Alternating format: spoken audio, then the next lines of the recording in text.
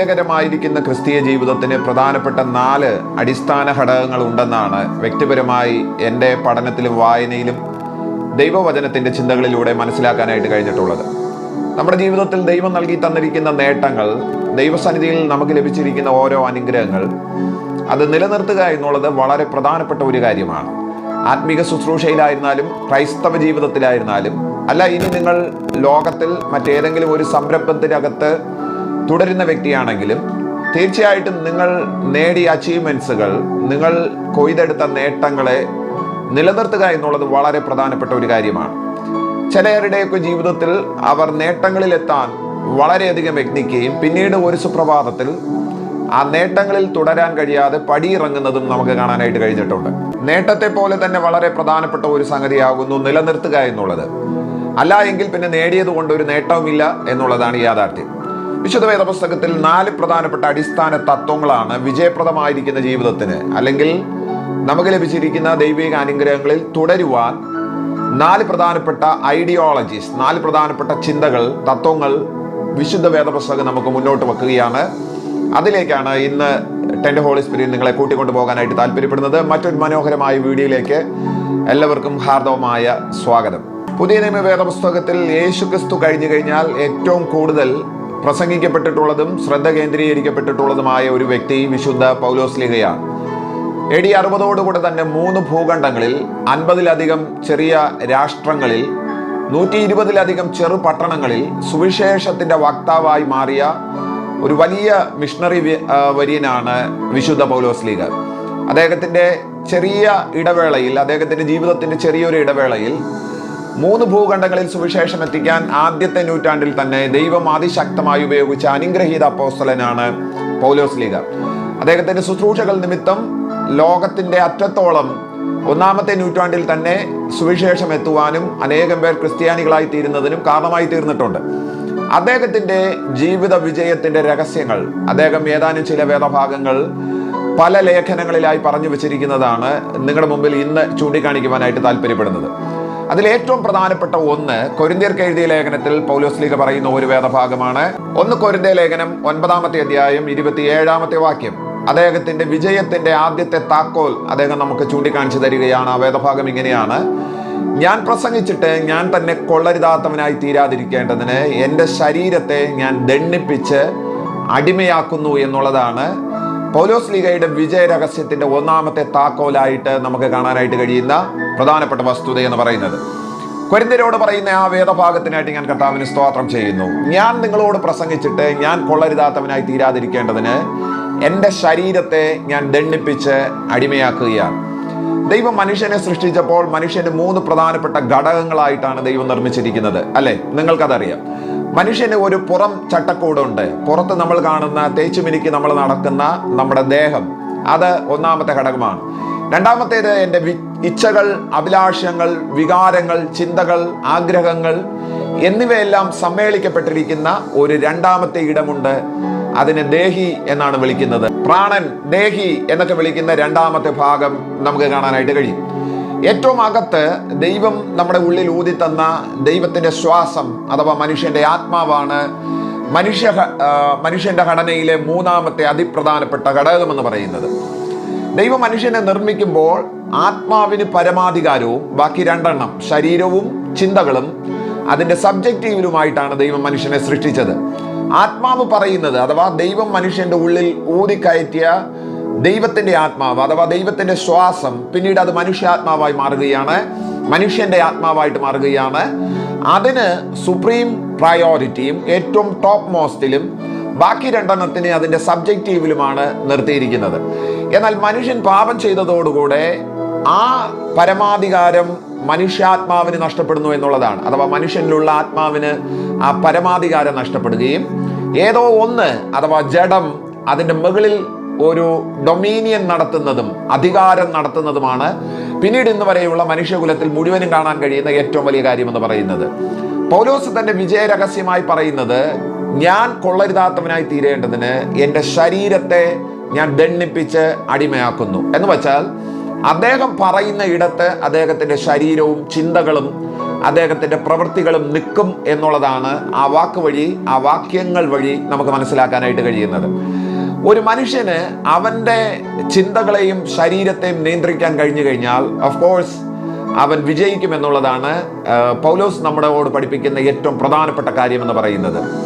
എവിടെയാണ് മനുഷ്യൻ്റെ വികാരങ്ങളെ, ഇച്ഛകളെ, ആഗ്രഹങ്ങളെ അവന് നിയന്ത്രിക്കാൻ കഴിയുന്നത്, അവിടെ മനുഷ്യൻ പരാജയപ്പെട്ടു തുടങ്ങുന്നതായിട്ടാണ് തിരുവെഴുത്തുകൾ, സമൂഹത്തിലെ ഇന്നുള്ള പഠനങ്ങൾ, അല്ലെങ്കിൽ ഓരോ വിഷയങ്ങൾ നമ്മൾ എടുത്ത് അപഗ്രഥിച്ചു കഴിഞ്ഞാൽ അത് നമ്മളെ പഠിപ്പിക്കുന്ന ഏറ്റവും വലിയ കാര്യമെന്ന് പറയുന്നത് മനുഷ്യൻ്റെ കൺട്രോളിൽ, മനുഷ്യൻ്റെ നിയന്ത്രണത്തിൽ അവൻ്റെ ജഡമോ അവൻ്റെ ഇച്ഛകളോ ആഗ്രഹങ്ങളോ നിൽക്കുന്നില്ല.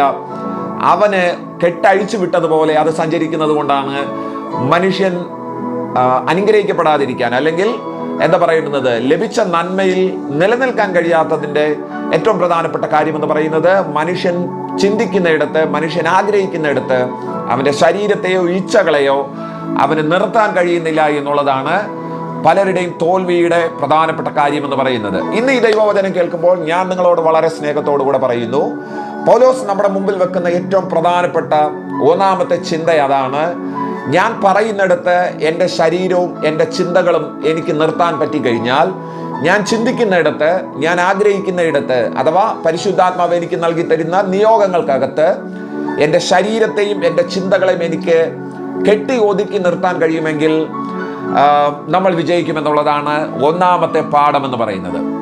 ഗലാത്യ ലേഖനം 5-ാമത്തെ അധ്യായം 25-ാമത്തെ വാക്യം വളരെ രസകരമായിരിക്കുന്ന ഒരു വേദഭാഗം പൗലോസ് അവിടെ രണ്ടാമത് നമ്മളോട് ചൂണ്ടിക്കാണിക്കുകയാണ്. ആത്മാവിൽ നാം ജീവിക്കുന്നുവെങ്കിൽ ആത്മാവിനെ നാം അനുസരിച്ച് നടക്കും എന്നുള്ളതാണ് രണ്ടാമത്തെ പാഠം. ആത്മാവിൽ നാം ജീവിക്കുക എന്നുള്ളതാണ് നമുക്ക് ലഭിച്ചിരിക്കുന്ന അനുഗ്രഹങ്ങളിൽ തുടരുന്നതിൻ്റെയും നമുക്ക് ഇനി നാളെ ഒരു വിജയത്തിലേക്ക് എത്തിച്ചേരാൻ നമ്മൾ ആഗ്രഹിക്കുന്നുണ്ടെങ്കിൽ അവിടെ എത്താനുള്ള രണ്ടാമത്തെ ചവിട്ടുപടി എന്ന് പറയുന്നത് ആത്മാവിൽ ജീവിക്കുക എന്നുള്ളതാണ്, അഥവാ ആത്മാവിനെ അനുസരിച്ച് നടക്കുക എന്നുള്ളതാണ്. സ്വാഭാവികമായിട്ടും ഇത് പറയുമ്പോഴത്തേക്ക് എല്ലാവർക്കും അതങ്ങോട്ട് മനസ്സിലാക്കാനുള്ള ഒരു സാധ്യത കുറവാണ്. എന്താണ് വാസ്തവത്തിൽ ഇതിൽ നിന്ന് ഉദ്ദേശിക്കുന്നത്? ദൈവം മനുഷ്യന് നൽകിയിരിക്കുന്ന ഏറ്റവും വലിയൊരു അനുഗ്രഹം, ഏറ്റവും വലിയൊരു നന്മ എന്ന് പറയുന്നത് അത് പരിശുദ്ധാത്മാവാണ്. കർത്താവ് യേശുക്രിസ്തുവിന്റെ വിടവാങ്ങൽ പ്രസംഗം, അത് യോഹന്നാൻ സുവിശേഷം 13 മുതലുള്ള അധ്യായങ്ങളിൽ നമുക്ക് കാണാനായിട്ട് കഴിയുന്ന ഒരു വലിയ പ്രസംഗമാണ്. ആ പ്രസംഗത്തിനകത്ത് യേശു പറയുന്ന ഒരു കാര്യം ഇതിനോട് ബന്ധപ്പെടുത്തി പറയേണ്ടുന്നതാണ്. യേശു പറയുന്നത് ഇങ്ങനെയാണ്: ഞാൻ പോകുന്നത് നല്ലതാണ്. യേശു വാസ്തവത്തിൽ നമ്മുടെ കൂടെ ഉണ്ടായിരിക്കുന്നതും അറ്റ് പ്രസന്റ് ഇപ്പോഴും യേശു നമ്മുടെ കൂടെ ഉണ്ടാകുന്നതൊക്കെ നമുക്ക് വളരെ അനുഗ്രഹമാണ്. ഓഫ് കോഴ്സ് തീർച്ചയായിട്ടും അത് വേണമെന്നുള്ളതാണ്. പക്ഷേ യേശുവിൻ്റെ വാക്കുകളിൽ നോക്കൂ, യേശു പറയുന്നത് ഞാൻ പോകുന്നത് നല്ലതാണ്, ഞാൻ പോയെങ്കിൽ മാത്രമേ മറ്റൊരു കാര്യസ്ഥൻ നിങ്ങളുടെ അടുക്കൽ വരാനായിട്ട് പോകുന്നുള്ളൂ, അഥവാ പരിശുദ്ധാത്മാവ് നിങ്ങളുടെ അടുക്കൽ വരത്തുള്ളൂ. പരിശുദ്ധാത്മാവ് നിങ്ങളുടെ അടുക്കൽ വരണമെങ്കിൽ യേശുക്രിസ്തു ഇവിടെ നിന്ന് സ്വർഗാരോഹണം ചെയ്യപ്പെടണം എന്നാണ് യേശുക്രിസ്തു ആ പ്രസംഗം വഴി തൻ്റെ ശിഷ്യന്മാരോട് പഠിപ്പിച്ചു കൊടുക്കുന്നത്. പരിശുദ്ധാത്മാവിന് അത്രയും വലിയ പ്രാധാന്യം, യേശുക്രിസ്തുവിനോളം പ്രാധാന്യം വേദപുസ്തകത്തിൽ യേശുക്രിസ്തു പരിശുദ്ധാത്മാവിന് നൽകുന്നത് നമുക്ക് കാണാനായിട്ട് കഴിയുകയാണ്. എന്തിനാണ് ഈ പരിശുദ്ധാത്മാവിനെ നമുക്ക് നൽകി തന്നത്? ആരാധനയുടെ ഇടയിൽ 10 കൈയടിച്ച് 4-5 അന്യഭാഷ പറഞ്ഞ് അവസാനിപ്പിക്കാൻ വേണ്ടിയിട്ടുള്ളതല്ല പരിശുദ്ധാത്മാവ് എന്ന് പറയുന്നത്. തീർച്ചയായിട്ടും മനുഷ്യന്റെ വിജയത്തിന്റെ ഒരു താക്കോലായിട്ടാണ് പരിശുദ്ധാത്മാവിനെ നമുക്ക് കണക്കാക്കാനായിട്ട് കഴിയുന്നത്. വേദപുസ്തകം പരിശുദ്ധാത്മാവിനെ അങ്ങനെയാണ് ചിത്രീകരിക്കുന്നത് എന്നുള്ള കാര്യം മറന്നു പോകരുത്. പുതിയ നിയമത്തിൽ അപ്പോസ്തലന്മാരുടെ എണ്ണം വർദ്ധിക്കുകയും സഭ എണ്ണത്തിൽ പെരുകയും ചെയ്തപ്പോൾ മേശമേൽ ശുശ്രൂഷിക്കുന്നതിന് വേണ്ടിയിട്ട് 7 പേരെ തെരഞ്ഞെടുക്കുന്ന ഒരു സംഭവം അപ്പോസ്തല പ്രവൃത്തി നിങ്ങൾ വായിച്ചിട്ടുണ്ടാകും. അവിടെ 7 പേരെ തെരഞ്ഞെടുക്കുന്നതിൽ അവരുടെ തെരഞ്ഞെടുപ്പിന്റെ ക്രൈറ്റീരിയ, ഒരു മാനദണ്ഡം വെക്കുന്നത് നിങ്ങൾക്ക് കാണാനായിട്ട് കഴിയും. അതിൽ പ്രധാനപ്പെട്ട 2 മാനദണ്ഡം, ആദ്യത്തെ 2 മാനദണ്ഡം എന്ന് പറയുന്നത്, ഒന്ന് വിശ്വാസത്തിന്റെ നിറവും, 2 ആത്മാവിന്റെ നിറവുമുള്ള 7 പുരുഷന്മാരെ തെരഞ്ഞെടുക്കുവിൻ എന്നാണ് അവിടുത്തെ ആ തെരഞ്ഞെടുപ്പിന്റെ ഒരു ക്രൈറ്റീരിയ വരുന്നത്. അതിൽ ഒന്നാമത്തേത് വിശ്വാസത്തിന്റെ നിറവും, അടുത്തത് ആത്മാവിന്റെ നിറവുമുള്ള 7 പുരുഷന്മാർ. വാസ്തവത്തിൽ മലയാളം ബൈബിളിൽ ആത്മനിറവുള്ളവർ എന്നാണ് അവിടെ എഴുതിയിരിക്കുന്നതെങ്കിലും ആംപ്ലിഫൈഡ് ഇംഗ്ലീഷ് വേർഷനിൽ, പഴയ KJV വേർഷനിൽ ഉപയോഗിച്ചിരിക്കുന്നത് ആത്മാവ് നിറഞ്ഞവരെന്നല്ല, controlled by the Holy Spirit എന്നാണ് എഴുതിയിരിക്കുന്നത്. ആത്മാവിനാൽ നിയന്ത്രിക്കപ്പെടുന്ന 7 പേരെ തെരഞ്ഞെടുക്കണം എന്നുള്ളതാണ്. വിജയപ്രദമായിരിക്കുന്ന ഒരു ജീവിതം നിങ്ങൾ ആഗ്രഹിക്കുന്നുണ്ടെങ്കിൽ, നിങ്ങൾക്ക് ലഭിച്ച ദൈവിക നന്മകളെ നിലനിർത്താൻ നിങ്ങൾ ആഗ്രഹിക്കുന്നുണ്ടെങ്കിൽ, you should be controlled by the Holy Spirit എന്നുള്ളതാണ് രണ്ടാമത്തെ താക്കോൽ എന്ന് പറയുന്നത് പരിശുദ്ധാത്മാവിനാൽ നിയന്ത്രിക്കപ്പെടുക എന്നുള്ളതാണ്. പരിശുദ്ധാത്മാവിനാൽ നിയന്ത്രിക്കപ്പെട്ട് കഴിഞ്ഞാൽ പരാജയങ്ങളിലേക്ക് പോകാൻ നമുക്ക് കഴിയത്തില്ല എന്നുള്ളതാണ്. തോൽവിയുടെ കുഴികളിലേക്ക് നമ്മൾ വീഴത്തില്ല എന്നുള്ളതാണ്. പരിശുദ്ധാത്മാവിനാൽ നിയന്ത്രിക്കപ്പെട്ട് കഴിഞ്ഞാൽ പിന്നെ ശത്രു നമ്മുടെ മീതെ ജയിക്കാനായിട്ട് പോകുന്നില്ല. കാര്യം പരിശുദ്ധാത്മാവ് ഒരിക്കലും തോൽവിയുടെ ആത്മാവല്ല, പരിശുദ്ധാത്മാവ് ജയത്തിന്റെ ആത്മാവാണ്. അതുകൊണ്ട് നമുക്ക് തോൽക്കാനായിട്ട് കഴിയത്തില്ല എന്നുള്ളതാണ്. റോമാലേഖനം 8 പൗലോസ് പറയുന്ന ഒരു വേദഭാഗം എനിക്ക് വളരെ ഇഷ്ടപ്പെട്ട, ഈ ചിന്തയുമായി ചേർത്ത് പറയേണ്ടുന്ന ഒരു വേദഭാഗമാണ്. ആത്മാവ് നമ്മുടെ ബലഹീനതയ്ക്ക് തുണ നിൽക്കുന്നു എന്നൊരു വേദഭാഗം 8-ാമത്തെ അധ്യായത്തിൽ റോമാലേഖനത്തിൽ നമുക്ക് കാണാനായിട്ട് കഴിയും. വാസ്തവത്തിൽ പാപം ചെയ്യുന്ന നമ്മുടെ ബലഹീനതയ്ക്ക് തുണ നിൽക്കുന്നു എന്നുള്ള ആശയത്തിലല്ല. പാപം ചെയ്യാതിരിക്കാൻ, പഴയ ചതിക്കുഴികളിൽ വീഴാതിരിക്കാൻ, പഴയ തോൽവികളിൽ തുടരാതിരിക്കാൻ ആത്മാവ് ആ ബലഹീനതയ്ക്ക് നമുക്ക് തുണ നിൽക്കുന്നു എന്നുള്ളതാണ്. നമ്മൾ വിജയിക്കാൻ ആഗ്രഹിക്കുന്ന ഒരു വ്യക്തിയാണെന്നുണ്ടെങ്കിൽ, ശുശ്രൂഷയിൽ നിൽക്കാൻ ആഗ്രഹിക്കുന്ന ഒരു വ്യക്തിയാണെന്നുണ്ടെങ്കിൽ 100% ഈ രണ്ടാമത്തെ താക്കോൽ നമ്മുടെ കയ്യിൽ ഉണ്ടാകണം. Fully controlled by the Holy Spirit എന്നുള്ളതാണ് രണ്ടാമത്തെ ഏറ്റവും വലിയ താക്കോൽ എന്ന് പറയുന്നത്. എബ്രായ ലേഖനം 10-ാമത്തെ അധ്യായം 37-38 വാക്യങ്ങൾ വായിച്ചു കഴിഞ്ഞാൽ നമ്മുടെ വിജയത്തിന്റെ മൂന്നാമത്തെ ഒരു താക്കോൽ നിങ്ങൾക്ക് കാണാനായിട്ട് കഴിയും. അതിങ്ങനെയാണ്: എന്റെ നീതിമാൻ വിശ്വാസത്താൽ ജീവിക്കും, പിന്മാറുന്നു എങ്കിലോ എന്റെ ഉള്ളത്തിൽ അവന് പ്രസാദമില്ല.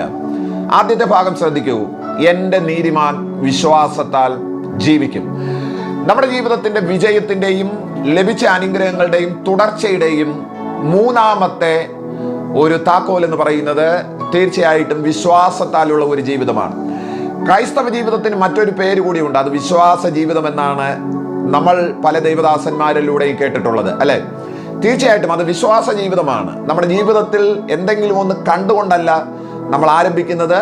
കാണാത്ത കാര്യത്തെക്കുറിച്ചുള്ള ഒരു ചിന്തയും ആഗ്രഹവും പ്രാർത്ഥനയുമാണ് നമ്മളെ തീർച്ചയായിട്ടും മുന്നോട്ട് നയിക്കുന്നത്. എബ്രായ ലേഖനം 11:1 വിശ്വാസത്തെക്കുറിച്ച് പറയുന്ന ഏറ്റവും സിംപ്ലസ്റ്റ് ആയിരിക്കുന്ന ഒരു ഡെഫിനിഷൻ. വിശ്വാസം എന്നതോ ആശിക്കുന്നതിന്റെ ഉറപ്പും കാണാത്ത കാര്യങ്ങളുടെ നിശ്ചയമാണ്. എനിക്ക് ആ അധ്യായത്തിൽ നിന്ന് 2 പേരെ ചൂണ്ടിക്കാണിക്കാൻ ആഗ്രഹമുണ്ട്. ഒന്ന് മോശയാണ്. 11-ാമത്തെ അധ്യായം എബ്രായ ലേഖനത്തിൽ മോശയെക്കുറിച്ച് പറയുന്നത് ഇങ്ങനെ ഒരു വേദഭാഗമുണ്ട്: അവൻ അദൃശ്യ ദൈവത്തെ കണ്ടതുപോലെ ഉറച്ചു നിൽക്കുകയാൽ രാജാവിന്റെ കോപം ഭയപ്പെടാതെ മിസ്രൈം വിട്ടു പോന്നു എന്നവിടെ രേഖപ്പെടുത്തിയിരിക്കുകയാണ്. നമുക്കറിയാം, ലോകത്തിലെ ഏറ്റവും വലിയ സാമ്രാജ്യം, ഏറ്റവും ആദ്യത്തെ ഏറ്റവും വലിയ സാമ്രാജ്യം എന്ന് പറയുന്നത് 100% ഒരു സാമ്രാജ്യമായിട്ട് അംഗീകരിച്ചിട്ടില്ലെങ്കിലും ഒരു വലിയ സാമ്രാജ്യമായി അംഗീകരിക്കാൻ കഴിയുന്ന ഒന്ന് ഈജിപ്ഷ്യനാണ്, അഥവാ ഈജിപ്റ്റ് സാമ്രാജ്യമാണ്.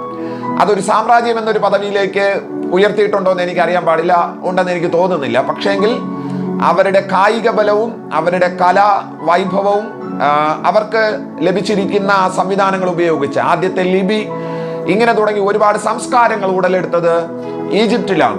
അതുകൊണ്ട് ഫറവോമാർക്ക് വലിയ പ്രാധാന്യമുണ്ടായിരുന്നു. അവർ ആ രാജ്യത്തിന്റെ ഏറ്റവും വലിയ ചക്രവർത്തിമാരായിരുന്നു, മറ്റുള്ളവരെ അടിമകളാക്കി നിർത്തിയിരുന്നവരായിരുന്നു. ആ രാജാവിന്റെ കോപം ഭയപ്പെടാതിരിക്കാൻ മോശയ്ക്ക് ദൈവം നൽകിയ ഏറ്റവും വലിയ ടൂൾ എന്ന് പറയുന്നത് അവൻ അദൃശ്യ ദൈവത്തെ കണ്ടതുപോലെ ആ പദമാണ് ഏറ്റവും രസം. കണ്ടതുപോലെ ഉറച്ചു നിൽക്കിയാൽ അന്നത്തെ ഏറ്റവും വലിയ സാമ്രാട്ടിനെ ഭയപ്പെടാതെ അവൻ മിസ്രൈം വിട്ടു പോന്നു. അവൻ മാത്രമല്ല, അവന്റെ കൂടെ 25 ലക്ഷം പേരെയും കൂടെ അവൻ കൂട്ടിക്കൊണ്ടുവന്ന് പുറത്തേക്ക് കൊണ്ടുവന്നു എന്നുള്ളതാണ്. ഇന്ന് ഞാൻ നിങ്ങളോട് പറയാനായിട്ട് ശ്രമിക്കുന്നത്, നമ്മുടെ ജീവിതത്തിന്റെ തോൽവിയുടെ അടുക്കലേക്ക് എത്തുമ്പോൾ, തകർച്ചകളിലേക്ക് നമ്മൾ പോകുന്നു എന്ന് ആർക്കെങ്കിലും തോന്നുമ്പോൾ ഉറപ്പായിട്ടും വിശ്വസിച്ചോണം, ദൈവം എൻ്റെ മുമ്പിലുണ്ട്, ഞാൻ എൻ്റെ ദൈവത്തെ മുന്നിൽ കാണുകയാണ്. അത് വിശ്വാസ കണ്ണുകളാൽ കാണുന്ന ഒരുത്തന് വിജയിക്കാൻ കഴിയുമെന്നുള്ളതാണ്. നമ്മൾ നേട്ടങ്ങളിലേക്ക് എത്താൻ ആഗ്രഹിക്കുന്ന വ്യക്തികളാണെന്നുണ്ടെങ്കിൽ 100% ഈ താക്കോൽ നമ്മുടെ കയ്യിൽ ആവശ്യമാണ്. വിശ്വാസത്തിന്റെ ഒരു താക്കോൽ നമ്മുടെ കയ്യിൽ ആവശ്യമാണ്. ആത്മീക ആയുധങ്ങളെ കുറിച്ച് പഠിക്കുമ്പോൾ, എഫേസ്യ ലേഖനത്തിൽ ആത്മീക ആയുധങ്ങളെ കുറിച്ച് പഠിക്കുമ്പോൾ, നമ്മുടെ കയ്യിൽ, ഇടം കയ്യിലാണെന്ന് ഞാൻ അങ്ങ് സങ്കല്പിക്കുന്നു, ഇടം കയ്യിൽ ഒരു പരിച തന്നിട്ടുണ്ട്. അതിനെ എഴുതിയിരിക്കുന്നത് വിശ്വാസത്തിന്റെ പരിച എന്നുള്ളതാണ്.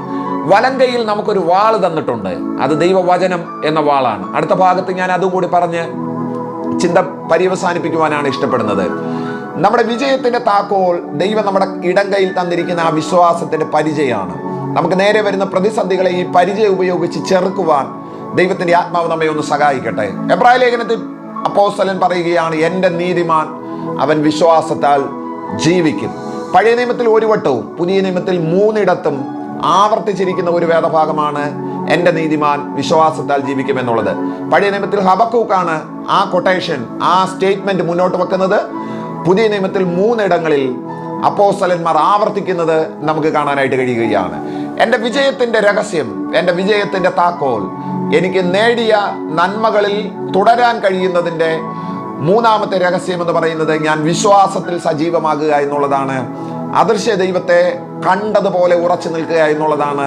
അങ്ങനെയാണെന്നുണ്ടെങ്കിൽ നമുക്ക് തോൽവി ഉണ്ടാകത്തില്ല, വിജയപ്രദമായി നമുക്ക് മുന്നോട്ട് പോകാൻ കഴിയുമെന്നുള്ളതാണ്. ഏറ്റവും പ്രധാനപ്പെട്ടതും നാലാമത്തതുമായ ഒരു കാര്യം കൂടി പറഞ്ഞ് ഈ ചിന്ത അവസാനിപ്പിക്കാൻ ഇഷ്ടപ്പെടുകയാണ്. വിജയിക്കാൻ ആഗ്രഹിക്കുന്ന ഒരുവൻ, ഏതെങ്കിലും ഉന്നതികളിൽ എത്തിയവൻ അതിൽ തുടരാൻ ആഗ്രഹിക്കുന്നുണ്ടെങ്കിൽ നാലാമത്തെ ഈ താക്കോൽ കയ്യിലുണ്ടോ എന്ന് സൂക്ഷിക്കേണ്ടതായിട്ടുണ്ട്. മത്തായി സുവിശേഷം 4-ാമത്തെ അധ്യായം 4-ാമത്തെ വാക്യം, നമ്മുടെ വാഴ്ത്തപ്പെട്ട കർത്താവായ യേശുക്രിസ്തു സാത്താനോട് പറയുന്ന ഒരു വാക്യമാണ്. മത്തായി 4:4, മനുഷ്യൻ അപ്പം കൊണ്ട് മാത്രമല്ല ദൈവത്തിന്റെ വായിൽ നിന്ന് വരുന്ന സകല വചനവും കൊണ്ടും ജീവിക്കുകയാണ്. എന്നെ ജീവിപ്പിക്കുന്ന, എന്നെ മുന്നോട്ട് നയിക്കുന്ന, എന്നെ മുന്നിലേക്ക് തള്ളുന്ന നാലാമത്തെ കാര്യം എന്ന് പറയുന്നത് എൻ്റെ ദൈവത്തിന്റെ വായിൽ നിന്ന് പുറപ്പെടുന്ന ദൈവത്തിന്റെ വചനമാണ്. ക്രിസ്ത്യാനികൾക്ക് മാത്രമല്ല, ഭൂമിയിൽ ജീവിച്ചിരിക്കുന്ന ഏതൊരു മനുഷ്യനും അവരുടെ വിജയത്തിന്റെ താക്കോലായി പരിഗണിക്കാവുന്ന നാലാമത്തെ സംഗതി എന്ന് പറയുന്നത് ദൈവവചനമാണ്.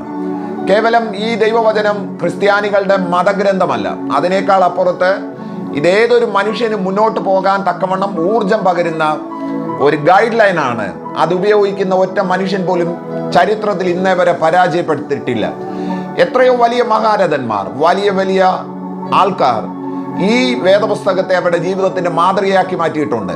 ഇതിന്നുള്ള ചിന്തകൾ, വചനങ്ങൾ അവരുടെ ജീവിതത്തിന്റെ ഒരു ഭാഗമാക്കി അവർ മാറ്റിയിട്ടുണ്ട്. അതുകൊണ്ട് തന്നെ അവർക്ക് വിജയിക്കാൻ കഴിഞ്ഞിട്ടുണ്ട് എന്നുള്ളതാണ്. ഇന്ന് ലോകത്തിൽ ഉണ്ടായിരിക്കുന്ന ഭരണഘടനകളിൽ പലതും വേദപുസ്തകത്തിൽ നിന്ന് കടമെടുത്തിട്ടുള്ള ഒരുപാട് സംഗതികളുണ്ട് എന്നുള്ള കാര്യം വളരെ സന്തോഷത്തോടുകൂടെ ഓർക്കുകയും നിങ്ങളോട് പറയാൻ വളരെ ചാരിതാർത്ഥ്യമുള്ള ഒരു വസ്തുതയാണ്. ദൈവവചനമാണ് ഒരു മനുഷ്യനെ വിജയിപ്പിക്കുന്നതും അവൻ നേടിയ വിജയങ്ങളിൽ അവനെ ഇരുത്തുന്നതും തുടരുമാറാക്കുന്നതും. അതുകൊണ്ട് ആ നാലാമത്തെ കീ ഒന്ന് കയ്യിലുണ്ടോ എന്നൊന്ന് സൂക്ഷിക്കൂ, ഒന്ന് നോക്കൂ. ആ ദൈവവചനം, യേശുക്രിസ്തു സാത്താനോട് പറഞ്ഞ ആ വാക്ക്, മനുഷ്യൻ അപ്പം കൊണ്ട് മാത്രമല്ല, ഇന്ന് ജീവിക്കുന്ന ഏതൊരു മനുഷ്യനും ആകാരം അവന്റെ ജീവിതത്തിന്റെ അവിഭാജ്യ ഘടകം എന്നതുപോലെ ഏറ്റവും നിയറസ്റ്റ് ആയിരിക്കുന്ന ഒരു നീഡാണ് മനുഷ്യൻ ആഹാരം എന്ന് പറയുന്നത്. അതിനേക്കാൾ അതിപ്രാധാന്യമുള്ള ഒന്നാകുന്നു ദൈവത്തിന്റെ വചനം. നമ്മളെ മുന്നിലേക്ക് നയിക്കുന്ന ആ ദൈവത്തിന്റെ വചനം നമ്മുടെ കയ്യിലുണ്ടെന്നുണ്ടെങ്കിൽ you are not going to fail. നിങ്ങൾ പരാജയപ്പെടാനായിട്ട് പോകുന്നില്ല. ആ ദൈവവചനം നിങ്ങളെ മുന്നിലേക്ക് നയിക്കുകയും നിങ്ങൾ വിജയങ്ങളിൽ എത്തിച്ചേരുകയും ചെയ്യുമെന്നുള്ളതാണ്. ഈ 4 താക്കോൽ കയ്യിൽ പിടിക്കാൻ മറക്കണ്ട. ഞാൻ പറയുന്നയിടത്ത്, ഞാൻ ആഗ്രഹിക്കുന്ന ഇടത്ത് എൻ്റെ മനസ്സും ശരീരവും എനിക്ക് നിർത്താൻ കഴിയുന്നുണ്ടെങ്കിൽ, ഞാൻ പ്രസംഗിച്ചിട്ട് ഞാൻ കൊള്ളരുതാത്തവനായി തീരാതിരിക്കേണ്ടതിന് ഞാൻ എൻ്റെ ശരീരത്തെ ദണ്ഡിപ്പിച്ചടിമയാക്കുന്നു എന്ന് പൗലോസ് പറഞ്ഞ ആ വാക്ക് എന്നെ നിയന്ത്രിക്കാൻ, എൻ്റെ ആത്മാവിന് ദൈവം എൻ്റെ ഉള്ളിൽ തന്ന ആ ആത്മാവിന് എൻ്റെ ശരീരത്തിന്റെ 2 ഘടകങ്ങളെ നിയന്ത്രിക്കാൻ കഴിഞ്ഞു കഴിഞ്ഞാൽ നമ്മൾ വിജയിക്കുമെന്നുള്ളതാണ്. പലർക്കും അത് കഴിയുന്നില്ല. അതുകൊണ്ടാണ് പലരും അതിൽ പരാജയപ്പെട്ടു പോകുന്നത് എന്നുള്ളതാണ് ഏറ്റവും ദുഃഖകരമായിരിക്കുന്ന ഒരു വസ്തുത. രണ്ടാമത്തേത് ആത്മാവിനെ അനുസരിച്ച് നടക്കുക എന്നുള്ളതാണ്. പരിശുദ്ധാത്മാവിന് കീഴടങ്ങുക എന്നുള്ളതാണ്. Controlled by the Holy Spirit ആണ്. അത് തീർച്ചയായിട്ടും വിജയത്തിന്റെ ഏറ്റവും വലിയൊരു താക്കോലാണ്. മൂന്നാമത്തേത് വിശ്വാസത്താൽ തുടരുക എന്നുള്ളതാണ്. വിശ്വാസത്തിൽ സജീവമാകുക എന്നുള്ളതാണ്.